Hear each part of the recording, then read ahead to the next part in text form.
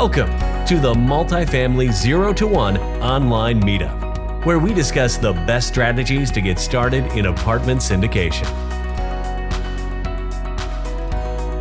Thanks everyone for joining us.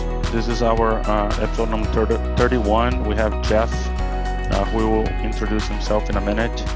So our goal here is to get you started going from 0 to 1 as a passive investor. Before we get started, I just want to remind everyone that this is an educational presentation and we're not making any investment recommendation. You should always consult with your CPA and attorney for financial and legal advice. So in terms of introductions, again, thanks everybody for joining. My name is Marcelo Cazini. I'm here in Houston, Texas. My background is in IT and software development, and I'm a local CCIM member here in Houston without this requires CCIM designation trainings. I'm also a multifamily investor, and I also own and operate my own commercial real estate. And prior to multifamily, I was also involved with single family fix and flips. Hi everybody, this is Claudia Rubio. I'm gonna make it quick because we really wanna hear from Jeff. So I am an architect. I was born in Colombia, South America, and most of my experience comes from asset management, managing our own assets since I was very young. And now we're managing our syndications. We are acquiring our second syndication here in Houston, Texas. And I'm an IT security consultant for over 25 years with a background in business management. And that's pretty much it. All right, thanks Martin, thanks Claudia. Jeff, do you want to go ahead and introduce yourself? Sure. Hi, it's Jeff Shafer. So I work in my professional career, I work in business marketing and product management. My educational background, I have got an MBA from the University of Texas and an engineering degree from Arizona State University. I started my career many years ago in the U.S. Army as a military intelligence officer. More recently, I've gotten seriously into multifamily investing, and so since 2015, I've invested in 42 deals now. It's 50 properties. Some of them are portfolio deals. Totals over 11,800 doors. Vast majority of them are in Texas, but I'm in one each of 6 states. I'm in one in Florida, Georgia, Alabama, Arkansas, Oklahoma, and Colorado. So, but mostly Texas. So, the stats on this page, I think were from a couple months ago. So I've invested in a few more since. But I know, every month we need a new stat from you, right, Jeff? Exactly. But more than happy to share my experience, and I love meeting new investors, and I love investing with new deal sponsors as well. So glad to get into it here. Okay, Jeff. So simple question, but very important. Why multifamily? What attracts you the most from multifamily? Well, what I really like about multifamily is there's a system to it, and the economic benefits, as far as I can tell, seem to be more reliable compared to a lot of other asset classes or other investment types.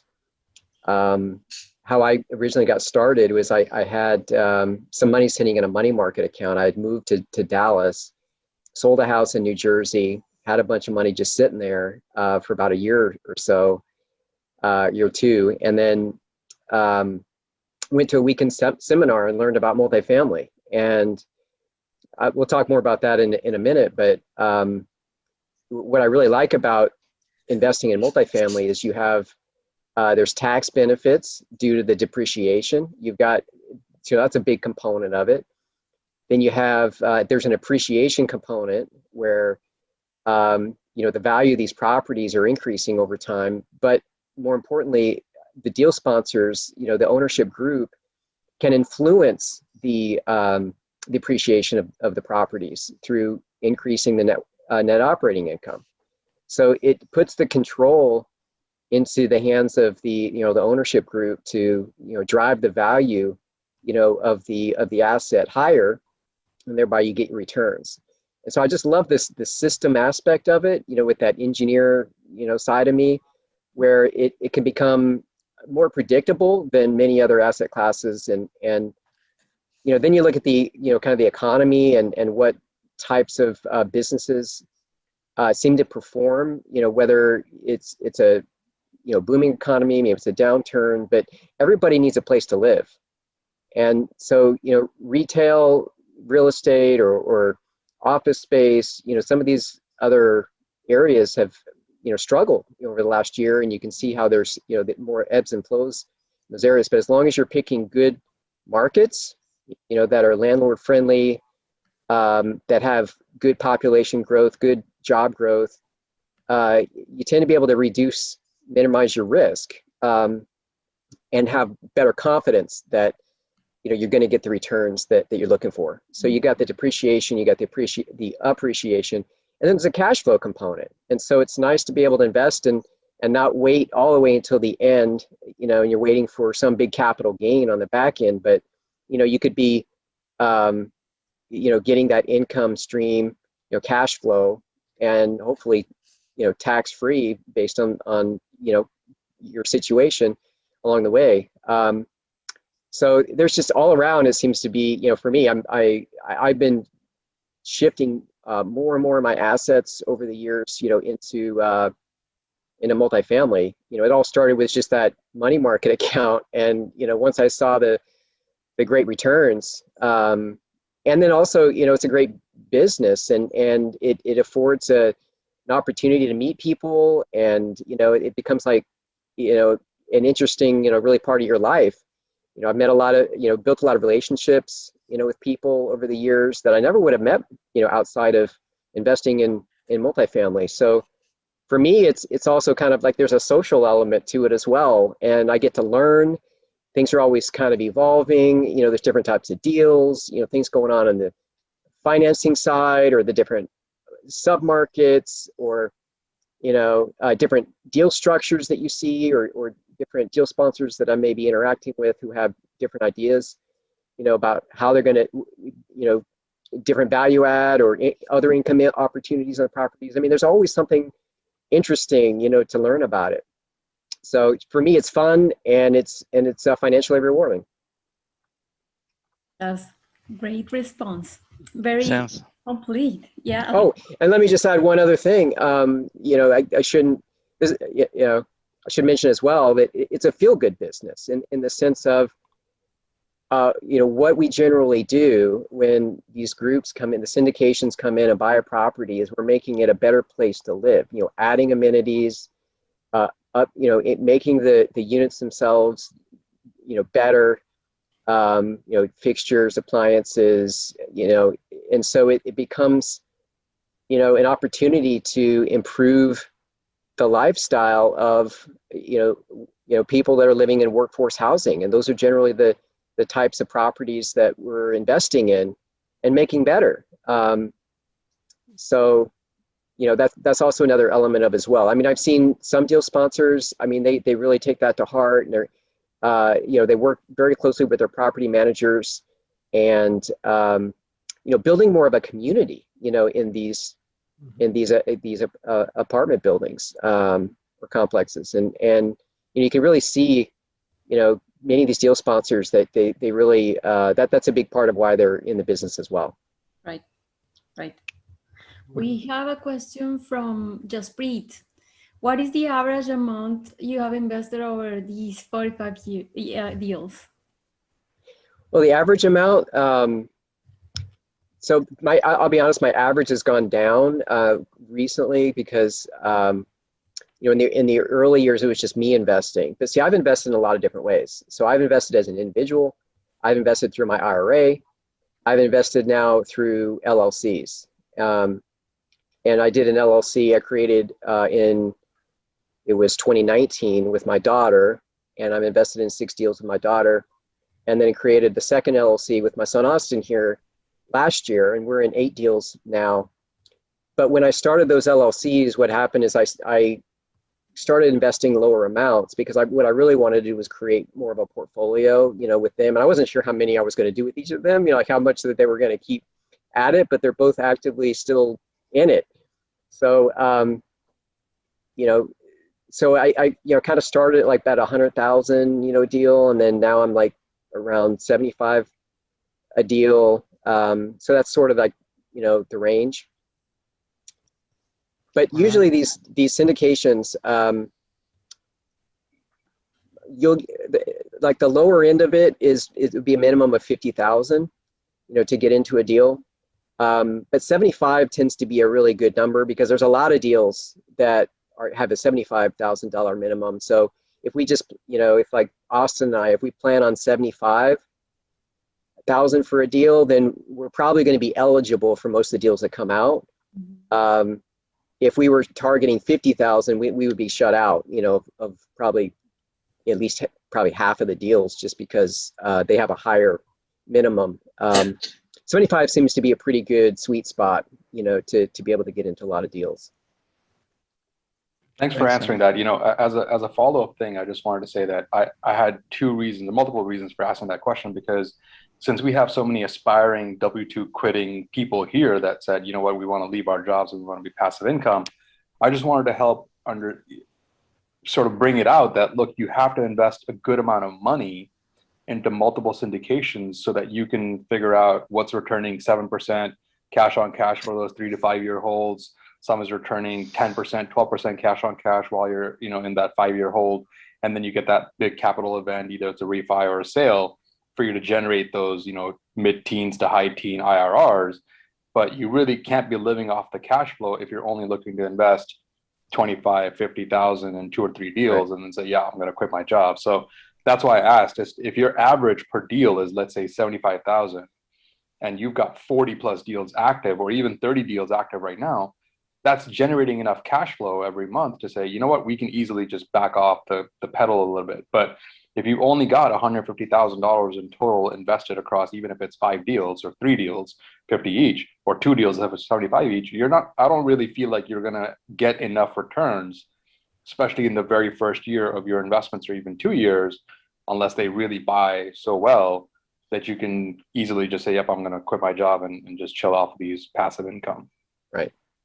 No, I agree with that. I mean, you have to have enough money invested to take advantage of the cash flow if you're going to live off of that cash flow. As far as, you know, I'm still a W-2, you know, worker, and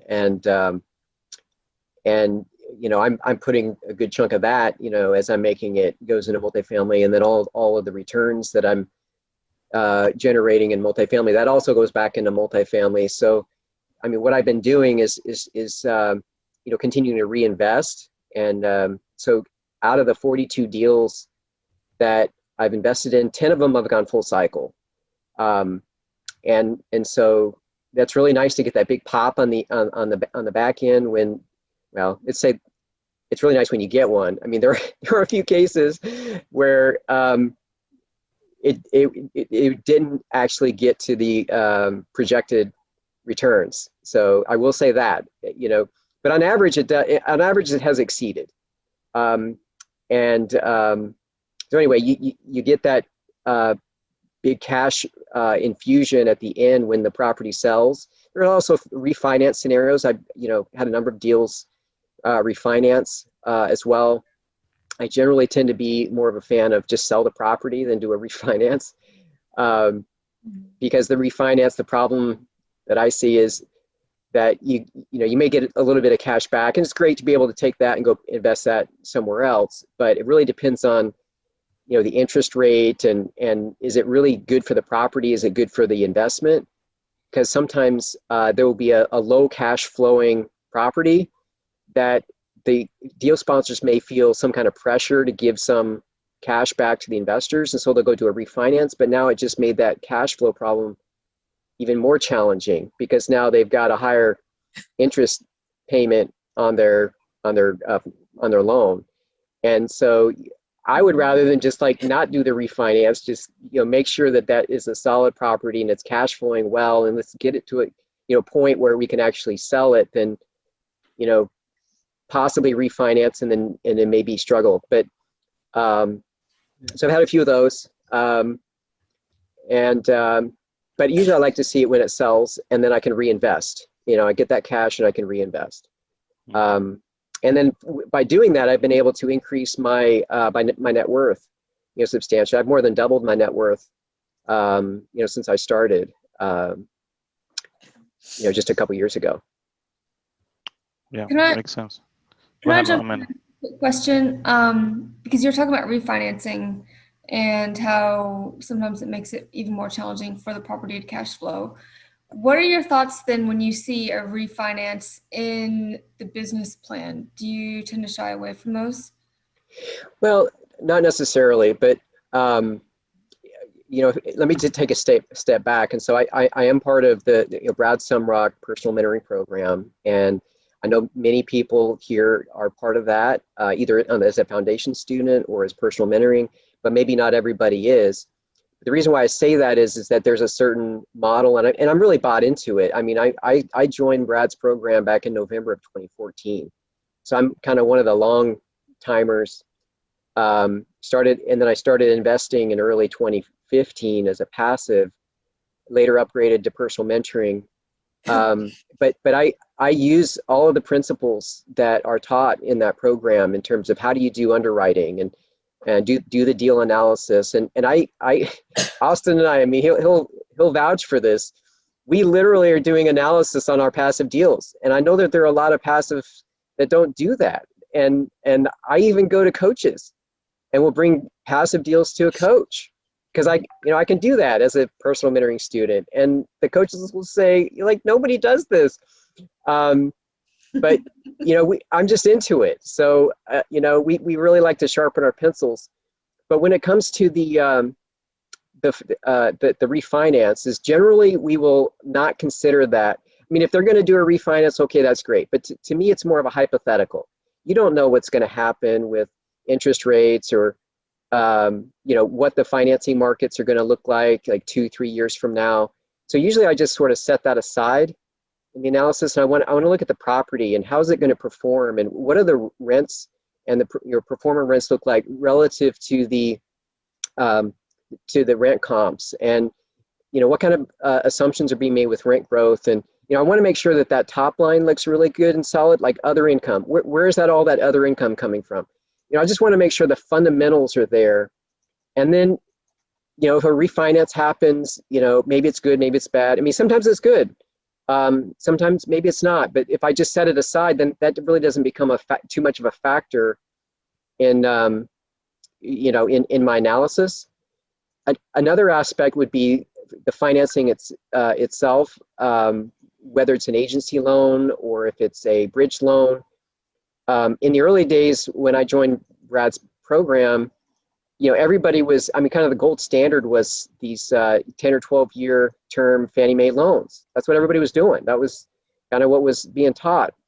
And it in some cases that worked really, really well. And it's great to have long-term, fixed rate. You can get a good rate, but then in some cases it kind of backfired. And what happened was when the interest rates dropped substantially, now the yield maintenance on those loans made it where it was completely unattractive to sell the property. And I'm sitting on a bunch of deals. There's probably at least half a dozen deals that could be selling right now that I could be, getting those gains and then reinvesting, that I can't because of loans that they took out back in 2016, 2017. And so, one thing we look at now in Brad's program is the financing, and the Freddie Mae floater loans are in the last few months have been really popular. Number of the deals that Austin and I have gotten in recently, I've used those. Bridge loans becoming more popular because of just the ability to exit the loan, on your own timeline, whether it be 2, 3, 4, 5 years out, and not be, kind of shackled to a loan that you can't get out from under because of the yield maintenance that penalty or prepayment penalty that could be in the millions of dollars. And so when we model the bridge loans, that has been an interesting question. Like, how do you model a bridge loan? Because generally those are like 3 years. and then you might have to do an year extension or 2 years of extensions, but then the interest rates are going to start to maybe vary. But I like conservative underwriting across the board, and so when it comes to the financing side, is you got to just model and plan ahead for the you got to pay a fee for extending the loan, and then you got to consider interest rate increases that could happen. And so as long as you're considering those things, and at least you're planning for what could and may be likely to happen. Mm-hmm. Makes sense. I think, Marcos, I think you had a question. You have your hand raised there. Do you want to go ahead and ask? Yeah, sure. Thank you. So, Jeff, I really appreciate your enthusiasm and excitement for investing in multifamily. And I hear you on how you can mitigate a lot of the risk by targeting specific markets with high population growth and things like that. You and I both know that a bad operator can crush a great deal. And so my question is, what are you doing as you're deciding who to invest with to vet and ensure you're not partnering and investing and writing a check to someone who really don't know what they're doing on a great deal? Yeah, that's a really good question. So it's about the sponsor group. So I'll say that years ago it was more common that you'd have a sole deal sponsor. In the beginning, I invested with a few people that were like that, but more often it's becoming groups, and the groups have gotten bigger. So it was like one deal sponsor, 2, 3. Now I see groups of like 5 up to maybe 7, people as a sponsor team. But what I like to look for is a track record. I like to look for at least, but again, I do invest with new deal sponsors. I've done that many, many times. And so, but what I'm looking for is people that have, some kind of business experience, that have demonstrated that, they understand the finance side, and, that they're committed, that they're committed to being a deal sponsor and serving the investors. And, I'll tell you, if I ever become a deal sponsor, and I haven't taken that off the table, at some point I'm sure I will, when I'm done working in corporate land, that I'll be a co-sponsor one day. Having done all these investments as a passive, I'm telling you, I'm going to be thinking about how am I going to make this right for these investors. And so one thing I do look at is how they structure the deal. I look at their background, and I'll get back to the structure in a moment, but their backgrounds, I do heavily prefer sponsors that are in the SumRock program. Just be honest about that. In fact, everybody that I've ever invested with had at least started in Brad's program. Some of them have now left, and they're kind of on their own. And from time to time, I may continue to invest with them. But still, like, my first place that I look are deal sponsors in Brad's program, because to me, they're educated, they're kind of taught the same principles that I learned, and I grew up in multifamily investing, and we're on the same page. We kind of have that synergy, between us. But also you have the coaching, and there's certain guidelines, and it brings an additional comfort factor for me, when I know if I'm looking at a deal and the underwriting, that at least I going to be familiar with what they're putting together, and I can look at it that way. As far as the deal structure, I have noticed that recently there've been some I guess I could say different types of structures.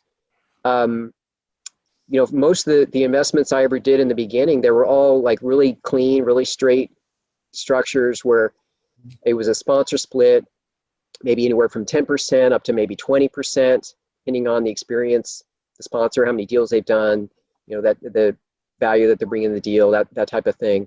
Anywhere from, again, 10 to 20%, and then 90 to 8% for the passives. More recently, I'm seeing, well, there's preferred returns, which are becoming, more popular in some of these deals where you might get 7 or 8%, something like that, maybe 9%, it kind of depends. On an annual basis would be your preferred return before the sponsors get paid, and then it would be a more lucrative split for the sponsors after that, like maybe a 70-30 split as an example. But I've seen some sponsors come out with really complex waterfalls with as high as like maybe a 60-40 split. And I've seen sponsors that have, really onerous fees, involved, which I'm not a fan of at all. And so when you add all that up and you see what sponsors are doing in terms of their underwriting and maybe the assumptions that they're making and the fees that they're looking to take and the splits, I've been on, I probably attend an investor webinar on average probably about one a week. And, as soon as I see, some of these things, in the structure, that becomes like a red flag for me sometimes. And I'll just leave. I'll leave the webinar. I'm done. I don't even need to look any further. Because I want to know that we're in it together. I want to know that, if the passives are the ones that are pretty much giving all the money, and if a sponsor's taking an acquisition fee that's unreasonable, that is nowhere close to even what they're putting in the deal, and they're making money at the close, and then they're going to make more money, on every, if they refinance, if they, when they sell the property. I saw one deal recently. I couldn't believe this.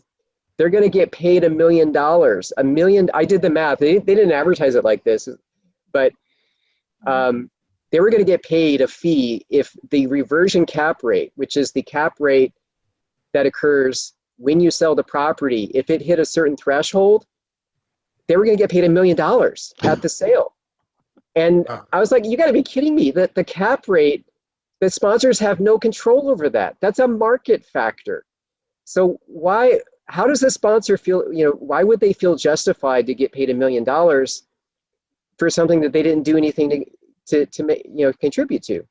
I mean, I could understand, other factors, that may go into something like that, but certainly not a reversion cap rate. So things like that, I just look at the sponsors, their background, their track record, their aptitude, to succeed. And more recently, I'll say that on a sponsor team, I really want somebody who's going to be good at asset management, because I'll just be honest, that isn't a big focus in Brad Sumrock's program. It's really more about getting the deal. There's a little bit of asset management, but it's really not a big focus. But more and more these days, that's becoming more important. I'm seeing as the market, becomes more competitive. A lot of times what happens is the sponsors will blame the property manager when things aren't going right. That seems to be always the answer. Well, the property manager's screwing up, or they're not renting to the right residents. They're not pushing the rents like they should. They're not keeping the occupancy up. They're not maintaining the property. It's always some reason why it's the property manager. But to me, a good asset manager really needs to have systems in place where they're tracking leading indicators, where they can identify and stop those types of problems and nip them in the bud, and not wait until it's months later where they're looking in the rear view mirror and looking at a financial report and say, oh my God, why did our income just fall so much, and then they're trying to fix problems. And just in networking with people, I know that there are some people that are really good at that. There's a lot of people that aren't very good at that. And that's something that I personally don't have experience in, but I know, like Austin, for example, with the businesses that he's building and growing in Hawaii and Alaska, it's a skill set. It's being able to manage the details, and not micromanage the property manager, but to know what you should be looking at. so that is something I like to look to see on a sponsor group, and I've seen some sponsors will hire somebody to do that. They'll actually hire an employee or something, and that's their job, is to be the asset manager. So that's always, you know, something that's important. Yeah, I would add on that one. It's really important to figure out when you talk to potential sponsors that you want to invest with. Always ask them, how do you guys plan to manage? Like, do the asset management? Do you have any process systems? What we've seen is, because of what you were mentioning in Brad's ecosystem, we don't really talk a lot about asset management. The most common two types of asset managers are the ones that veer too much towards property management and they become a micromanager of the property management, or they veer the other way and they don't do enough and they just let the property manager run its own course, right? Right. So right. Like in our own strategy, we have a way to figure out, okay, what's happening in the next 2 to 4 weeks, so we can look ahead, but we're also looking, okay, what's happening in 4 to 6 months. So as you mentioned with Austin, as you have that business experience, you can figure out, okay, what's the plan, so we're not just breathing down their neck of the property management, and we're actually looking at where we need to be in 4 months, in 6 months. Yeah. Right. So you were talking about joining almost a webinar each week, and who was asking? I think Andy. it was Andy was asking. He's looking to find more opportunities to invest. How do you find them? So how do you get access to one each week? Yeah, that's a great question. So it's networking. So you know, in the summer program, we get a lot of opportunities. So with bus tours, and you know, the last year it's really been a lot of Zoom meetings. We've got a bus tour coming up this weekend, which I'm really looking forward to. But if I wasn't in Brad's program, what I would do is I'd be going to meetups, I'd be going to events like this, you know, and I'd be putting in my contact information in the chat. I'd be probably watching the chat, see if others are doing the same.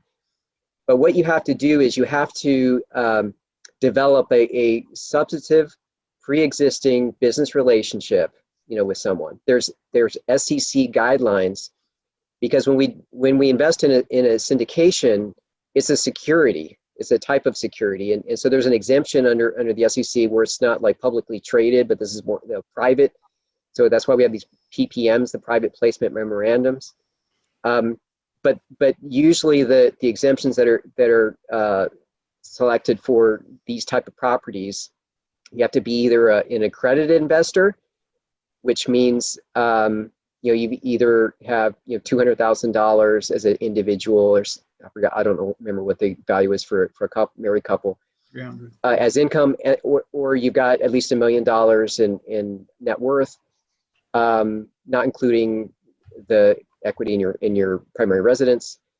So you're either an accredited investor, basically with somebody with money, or you're a sophisticated investor, which would be somebody like Austin, who has learned about multifamily, doesn't have like a big net worth, doesn't have, you know, high income, but, you know, he's sophisticated enough to know about the types of investments that, you know, the nature of these investments and the risks and everything else that goes with it.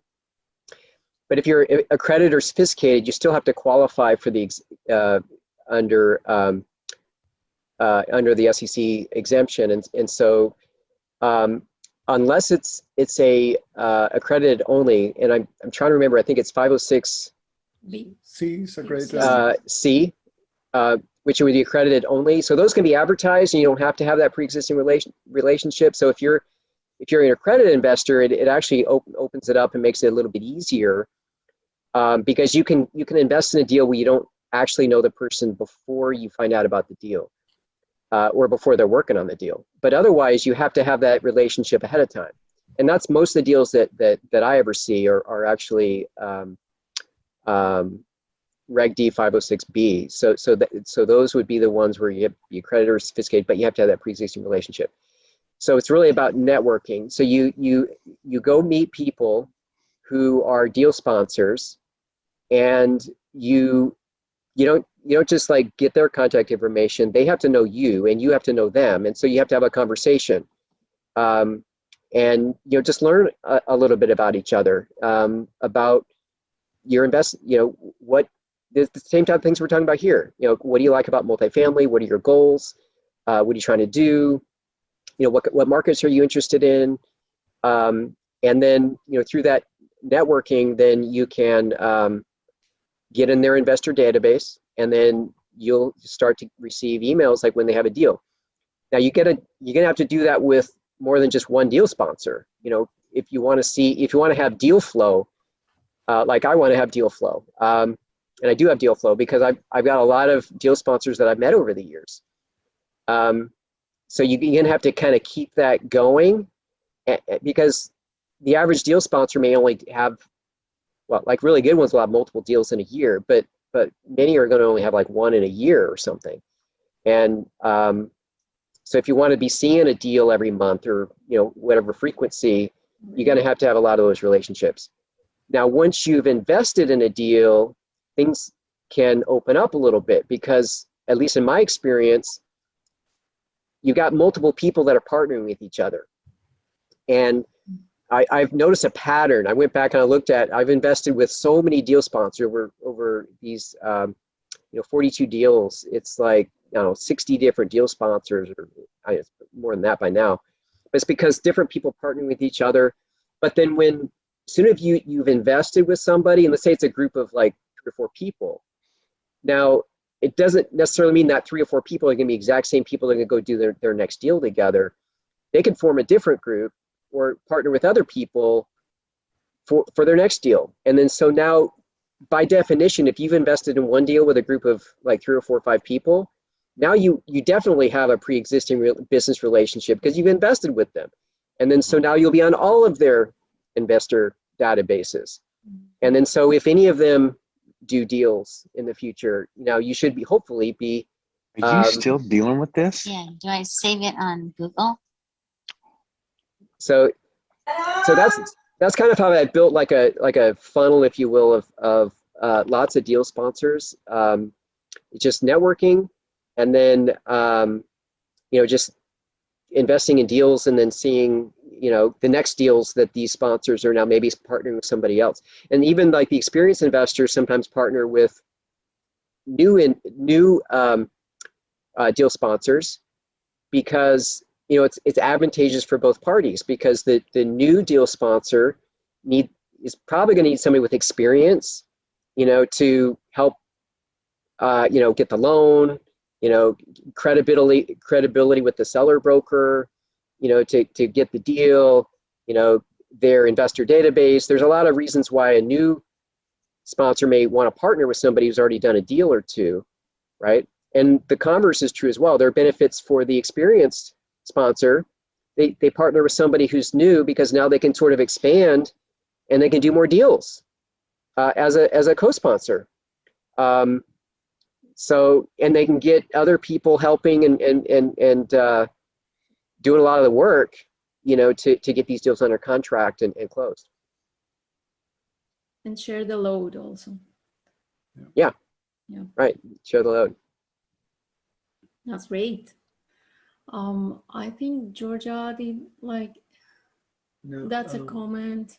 Yeah, so David is asking, Jeff, tell us about your KP experience, and why did you KP on a deal if you're only investing passively? Yeah, that's a good one. All right, so here's what happened. So I joined Brad's program. I went to an R2R a rat race to retirement event, November 2014. And I remember I was there. I was thinking, this seems amazing. And this is like too good to be true, this whole multifamily thing. And it was a 2-day event, and he went into a lot of detail about different topics, underwriting and property management, and a lot of mindset elements as well. But at the end of it, I was thinking, well, did I learn enough in the 2-day event where I could go out and I could do this myself, as a passive? I could go out there, I could, find some deal sponsors, I could maybe invest in some deals, but I didn't feel real confident. I felt like I could probably do that, but would I really do it? And if I did it, would I be successful? So I went ahead and made the leap, into the foundations program. which is the base level program for passive investors. So I could get the education, so I could get the training, so I would know what I'm doing when it comes to analyzing these deals. So I, making the right investment decisions. But once I got started and got in the program and stuff, I started to see that, I could be a co-sponsor at one point. And so by being a KP, I was really setting myself up to give myself that optionality where down the road, if I wanted to be a co-sponsor, I could bring that to the table, where I would have that, that check mark, if you will, with the lenders, where I've already been a key principal, which means I signed on the loan on 2 Fannie Mae loans. And it's interesting, these were like, I think the second and the third deals that I invested in. I was like, why not? I'll just sign on these loans. They were non-recourse loans. And I didn't really think too much about it at the time. I mean, but I just wanted to be ready. If I ever wanted to be a co-sponsor in the future, I would at least have that, and I could check that off and say, look, I've been a KP, and I've had that financial seasoning, if you will, where I've gone through that. So I did that, but honestly, so that was back in 2015, but I haven't been a KP since. It's kind of funny. And yet I upgraded to the personal mentoring program, and in 2016 I was really active working with another student. We were putting in LOIs and that kind of thing, and we just didn't end up closing a deal. And then my life took over at work, and I got promoted and a lot more responsibility and things going on. I just between work and then all the passive deals. So in 2015, I started investing. 2017, they started selling. So you guys wouldn't believe that in 2015, these deals were in, mainly Dallas in the 40s thousands per door. And reversion cap rate of 8%. I mean, it was unbelievable back then. And to think that, like, the type of deals that we were buying at 40,000 a door, 45,000 a door, 2015, you can't get under 100,000 now. And 8% reversion cap rates, and I'm lucky to see a deal that's at 6. I mean, they're going to be in the 5s probably, if not 4s. So it was just a really ripe market, and so everything started selling in 2 years later. And as it turned out, these were Fannie Mae loans that these had, but the interest rates hadn't, they were cooperating, and so they were able to actually sell. So I had 3 deals sell 2 years later, and then got all this money. And that was the 1 year I ended up paying taxes on my multifamily, because I didn't have enough passive losses built up by that point. And it was really before, like, the bonus depreciation, all that really kicked in. So, that was when I decided to double down. And I got it. I'm never going to pay taxes on this stuff again. So that's where I, really started investing a lot more. But that's basically why I became a KP in the beginning, was because I just wanted to be ready. And I just haven't seen any need to do it since. I've had deal sponsors ask me to be KP, but I don't really need to be one right now. So, and why, I don't know how much risk there is, but it's not zero. So, I just haven't done it recently. That's all. But I'd be more than happy to talk about, being a co-sponsor or something with somebody, and, seeing how we can partner and, make it work with my schedule and, all that kind of stuff. And maybe I can bring something to the table. Awesome. Great answer. Thanks, Jeff. So on people starting out, just looking to passively invest, what would you recommend as the best way to get education from a mentoring group, or books, podcasts, or any other avenue for people to get educated enough to jump in the water and do their first passive investment? Well, I think, I mean, education is really important. And you've heard how I've gotten educated, and I actually got some books too, but I didn't really end up not reading too much in the books. Austin got a bunch of books as well, and so I listen to well, there's podcasts out there. There's people like Ken McElroy will talk about the market, and I like to be educated on the market and like what's going on out there. So I continue to get education. So it's a education on this in this area. It's a lifelong journey because things are always evolving. You just have to stay on top of things. This isn't necessary. I mean, once you've invested in a passive deal, it's kind of set and forget because like, what are you going to do about it? Like, you're not the sponsor. You're going to have to just hope for the best, and but at the same time, you should be, if things are going awry, you need to be asking the sponsor questions and things like that. You got to be paying attention.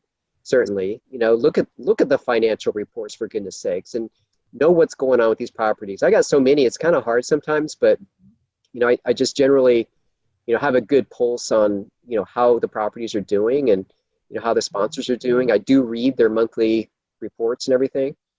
But when you're first getting out, or first getting started rather, I think it's good to talk to people. You got to do that networking. You got to start to get familiar with these type of assets. You got to know how to do underwriting. I mean, that's a fundamental. You got to know what you're looking at, because I'll tell you, not every deal sponsor is going to give you all the information that you need. They'll have an investor presentation, and this is annoying to me, like really annoying, because I'm a busy guy. I got a lot going on. I got a lot of deals I could be looking at every week. And when I get on a webinar, and then they spend almost all the time talking about themselves and then talking about the market, and then they spend like less than 5 minutes on the numbers, and then they don't even give you all the numbers that you need. They don't show what the T3, T12, which is basically how was the property performing before they bought it, and they don't give you any of that information. But then I got nothing to go on. And it's like, well, man, now you're making me work too hard, because now I got to ask all these questions. The deal sponsor, it's going to be all this back and forth. And, for me to even do a proper analysis to know if the numbers that they have are, even make sense. Now, granted, if it's a sponsor in Brad's program, there's been coaches that looked at it and everything else, but I want to know what the numbers are.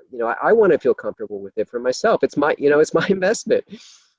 So sadly, I'll say that there are a lot of deals that fill up fast because there are a lot of passives that don't pay attention. They don't do the analysis. They just take whatever the sponsors are saying at face value. I mean, that's my impression, because I see some deals, they raise millions of dollars in like 2 days, and the webinar didn't even have any like real information in it.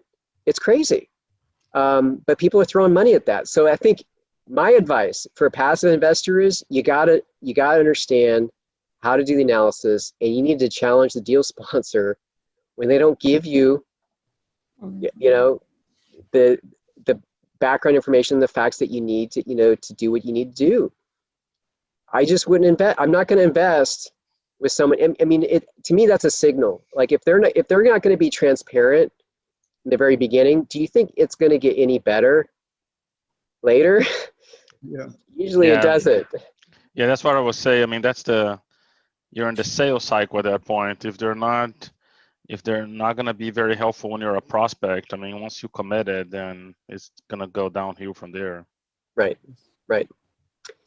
Another thing I would say as a starting out passive is you may want to focus like on a couple of markets.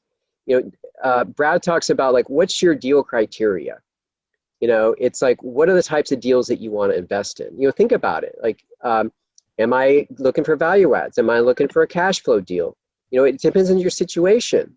Me, I like to have a mix, because I'm in this for the long haul. I don't need the cash flow, but I like to see some deals that have a nice, pop on the back end. I like others that have some cash flow, so I'm kind of like, different deals. I tend to like bigger deals. I'll just be honest about that. So, but the smaller deals I've seen can perform often a lot better than the bigger deals. I just tend to invest in bigger deals. My average, what was my average? I'm looking at it right here. Average deal size for me or by property, it's like 240 doors. So, but you know, the smaller ones, I'm in an 88 unit deal. It's actually one of the better ones, a 100 unit deal. So I wouldn't, so as a passive, I guess it's probably more the market, you know, where do you want to invest? What types of deals you want to invest in?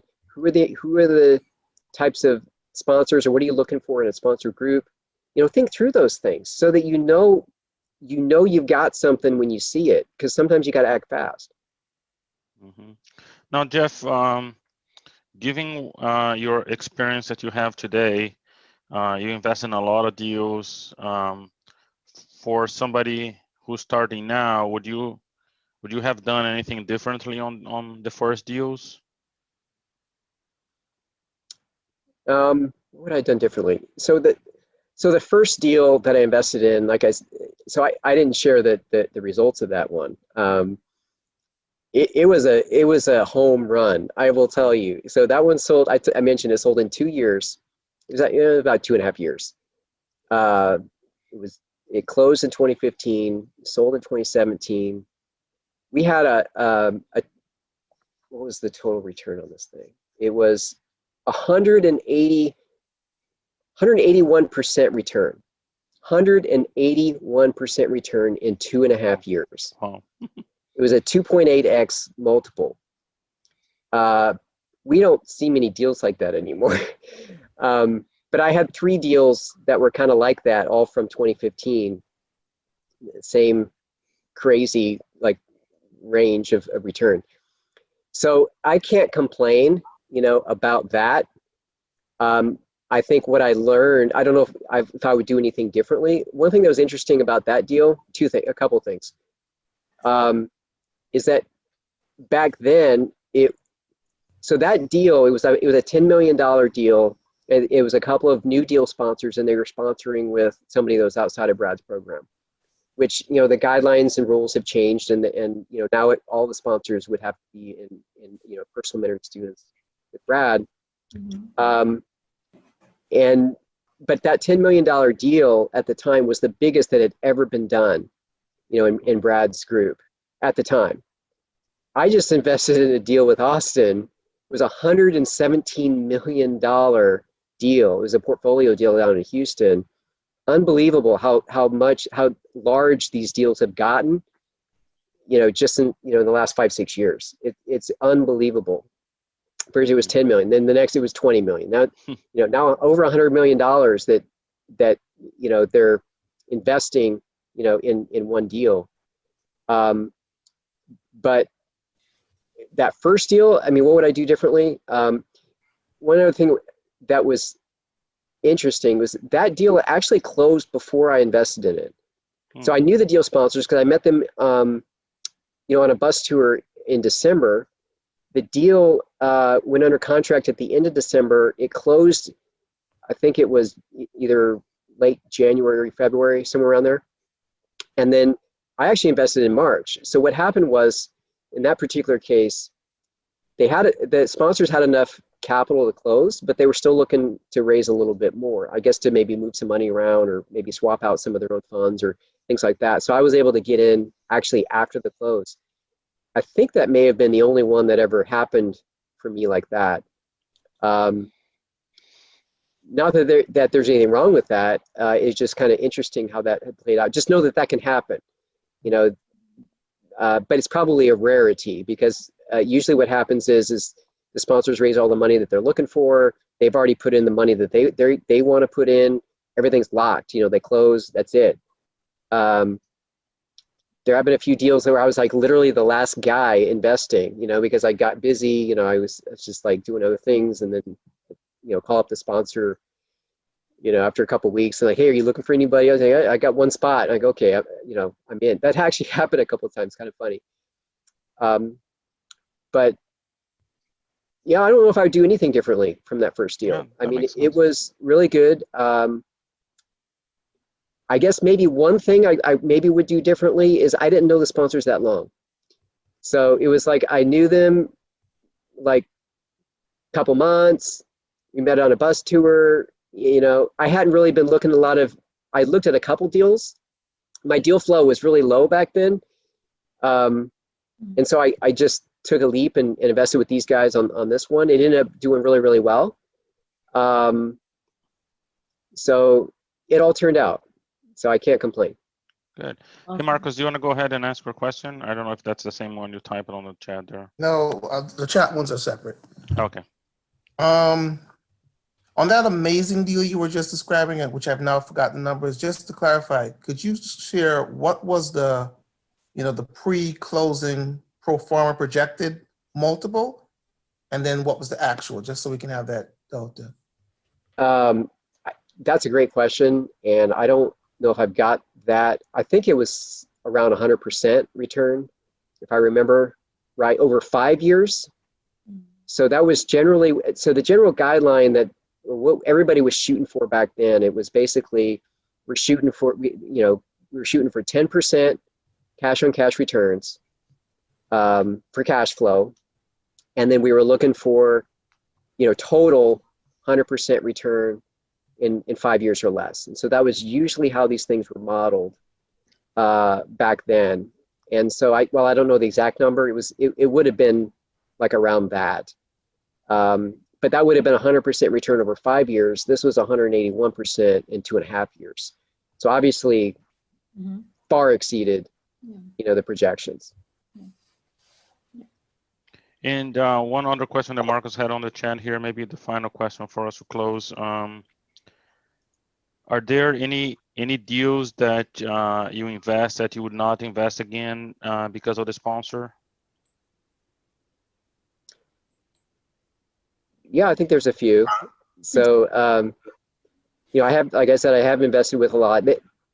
Some of the folks that I wouldn't invest with have left Brad's program. So, for whatever reason, there was one sponsor I remember. It was a sold deal sponsor. It was a really good, solid deal in Irving. Irving is a great submarket. And it was, 2015. He was really bad in communication. It was unbelievable how bad the monthly reports were. So I have learned a lot about what's good investor communication and what's bad investor communication. I can definitely distinguish between those. And, in this case, like each monthly report was almost a copy paste from the month before. And like, I could tell he wasn't paying attention to anything. And one time we get this email, so we weren't getting good cash flow. And I have seen this where we're not getting, very good cash flow, but a lot of times it'll make it up on the back end, and thank goodness, this is an important rule. You got to have a conservative reversion cap rate. Believe me, you got to have a conservative reversion cap rate because it saves a lot of deals. Because things can go wrong, where you're not getting the rents, or asset management isn't going the way it should. The deal sponsors are on top of things. Occupancy suffering, whatever the case may be. But as long as you have a conservative reversion cap rate, you're probably going to be okay in the end. And that's what happened here. But so I get this email from the deal sponsor. Oh, well, we just discovered that we are the cheapest, we have the lowest rents on the whole block. So we're going to start to try to push our rents. and I'm thinking, what? Like, why are you just finding out about that now? Like, you should have been on top of that. How is it even, that's not even acceptable. I mean, it is acceptable that, yeah, you should be raising those rents, but why are you the lowest ones? And how come you didn't know that until now? Like, really? So it really became obvious to me that this particular deal sponsor was just out there looking for his next deal, not paying attention to this one. I'm not interested in that kind of a deal sponsor. I want someone who's going to feel responsible for the investment that I've given them, and that they're going to be doing everything they can do to make it the best. And I like it when deal sponsors are like, hey, whatever those projected returns are, we're gonna go exceed them. We're gonna go after every opportunity, to either raise rents or do improvements, raise that NOI, reduce expenses, whatever it is. And even in cases where maybe it isn't meeting projections, if I have, the honest feeling that the deal sponsor is on top of things, that they're doing everything they can, maybe there's something that was out of their control, fire, or, we've had storm damage. There's been chillers go out, unexpected expense that can be really hefty. I've seen these things, and things happen, and I understand that. These are real businesses, and in the real world things happen. But it's all about how the deal sponsor handles those things. Like in a deal I'm in, where the storm damage and the deal sponsor's taken forever, like over a year and a half, like working with the insurance, like trying to get these things fixed, tarps on the roofs, and nothing is happening. Like, are you kidding me? It's not acceptable.